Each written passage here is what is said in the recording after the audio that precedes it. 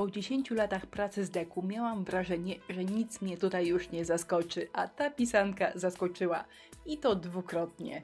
Spękania dwuskładnikowe robione od środka na akrylu. Od razu widać, że koncertowo nie wyszły. A może nawet wyszły, bo spękania są, ale wszystko jest mało przeźroczyste i jakieś takie bure. I film jest właśnie o tym pasztecie, który zaskoczył mnie dwukrotnie. Paskudztwo wylądowało w koszu, a ja zrobiłam pisanki ze spękaniami od środka jeszcze raz. Ten film leciał niedawno i podlinkuję Wam go pod tym wideo. A tą pełnometrażową produkcję w całości poświęciłam temu właśnie pasztetowi.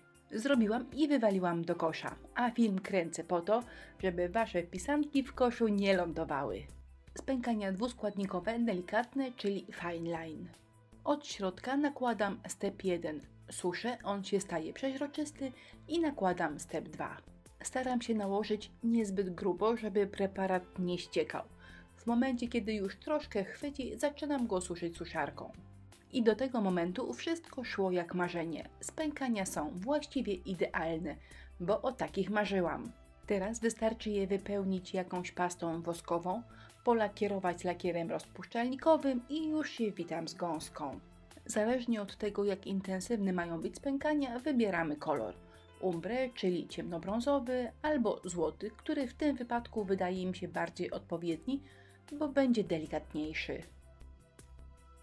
Pierwsze próbne wtarcie wygląda ok, więc teraz lecę pastą po całości. Pierwsza ważna uwaga. Wklęsła powierzchnia jajka tak odbija światło, że nie do końca widziałam miejsca, z których wosk został niedokładnie wytarty. Z zewnątrz w tej chwili wygląda to bardzo dobrze, zobaczcie, ale potem na końcu pokażę Wam, co miałam na myśli. Kolejny obowiązkowy etap, czyli położenie lakieru rozpuszczalnikowego. Zawsze używam lakieru błyszczącego, a tym razem pomyślałam, użyję matu. Trzeba czasami coś zmienić w swojej pracy. I gdy lakier wysechł, moje jajka zaczęły wyglądać paskudnie. Lakier spowodował, że one przestały być przeźroczyste, a dodatkowo pasta woskowa, którą wytarłam nie dość dokładnie, rozmazała się pod wpływem lakieru i dała takie nieładne, brązowe podbarwienie całości. I dokładnie na tym etapie pisankę pokazałam Wam w poprzednim filmie i obiecałam, że zrobię o niej film, jak nie robić pisanek ozdabianych spękaniem od środka. I druga próba spękań od środka wyszła ok. Ten film widzieliście albo możecie pooglądać, bo jakby co, to link pod wideo. Ale skoro obiecałam Wam zrobić film, to jajko wyciągnęłam z kosza i pomyślałam, coś do niego przykleję, żeby było widać, jakie jest paskudne, nieprzeźroczyste i brązowe. Użyłam 2 kawałków serwetki, które zostały mi z poprzedniego filmu. Jeżeli oglądacie wszystko na moim kanale, to wiecie z którego, z takiego z jajkiem dwukolorowym. Serwetka przyklejona, wysuszona, więc pomyślałam, podmaluję jeszcze na biało, żeby to paskudne, brązowe zabarwienie i tą nieprzeźroczystość było lepiej widać.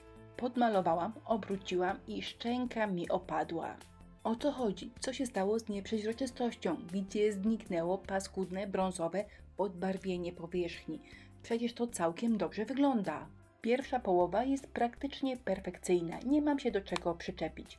Tutaj dobrze wytarłam wosk i całość może nie jest idealnie biała, ale jest ok.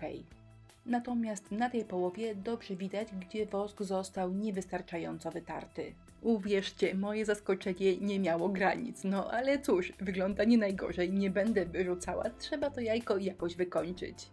Ale skoro to jajeczko było od początku takim nieudanym eksperymentem, to pomyślałam, że pójdę za ciosem. Już od jakiegoś czasu chodził za mną pewien pomysł wykończenia boków, na przykład jajka. Pamiętacie może, jak robi się kartki z boku książki?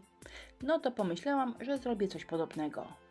Cieniutko palcem nałożyłam pastę modeling, a następnie pędzelkiem gumowym oraz widelcem zrobiłam takie prążki. Jest ok, mniej więcej o to mi chodziło, ale trochę za białe. W kamerze to wygląda nawet lepiej niż w rzeczywistości. Uwierzcie mi, ta biała pasta była trochę za biała.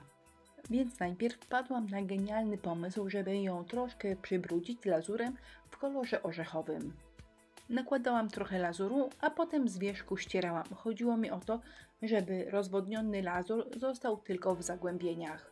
Ale ten preparat jest tak mocno barwiący, że podmalowała mi się ta pasta na brązowo trochę za mocno, więc ją rozbieliłam białą farbą akrylową. A teraz do szczęścia brakuje mi tylko odrobiny elegancji, czyli złocenia. Klej do złoceń, złota folia Thermoton oraz gąbeczka. A właściwie gąbka do naczyń, ponieważ wszystkie narzędzia, których używamy z klejem do złoceń, są właściwie jednorazowe, ponieważ klej do złoceń bardzo ciężko jest usunąć ze wszystkiego. Klej nakładam delikatnie, tylko po wierzchu. Zostawiam do wyschnięcia i w momencie, kiedy świetnie lepi się do palca, ale go nie brudzi, przyklejam folię. Folię przykładam do kleju i odrywam, a samo złotko trzyma się kleju i właściwie praca gotowa. Jeżeli arkusz złotka przykładacie, odrywacie, a złoceń nie ma, to znaczy, że ten arkusz przykładacie niewłaściwą stroną. Złocenia są już gotowe, ale w niektórych miejscach moje jajeczko się jeszcze trochę klei, więc całość posypuję brokatem, a następnie delikatnie omiatam pędzelkiem wachlarzykowym. I w ten sposób moje wyjęte z kosza paszteciarskie jajko dobrnęło do szczęśliwego finału. To niesamowite, że to jajko powstało dzięki temu, że chciałam Wam pokazać, jak ono bardzo mi nie wyszło. Proszę, nie pytajcie mnie w komentarzach, po co robię spękania od środka, jak bez problemu można je zrobić na zewnątrz. Po prostu lubię czasami pokombinować, bo życie na krawędzi naprawdę mnie kręci. Mojego pasztecika zostawiam sobie na pamiątkę, żeby pamiętać. Człowieku deku, nigdy nie odpuszczaj. Czy mieliście już taki przypadek jak ja, że coś wyciągnięte z kosza wyszło całkiem nieźle? Koniecznie napiszcie, czy jestem odosobniona, czy może są wśród nas takie aparaty, które jednak nie odpuszczają. Do zobaczenia w niedzielę lub na naszej grupie na Facebooku Inspirello i Przyjaciele.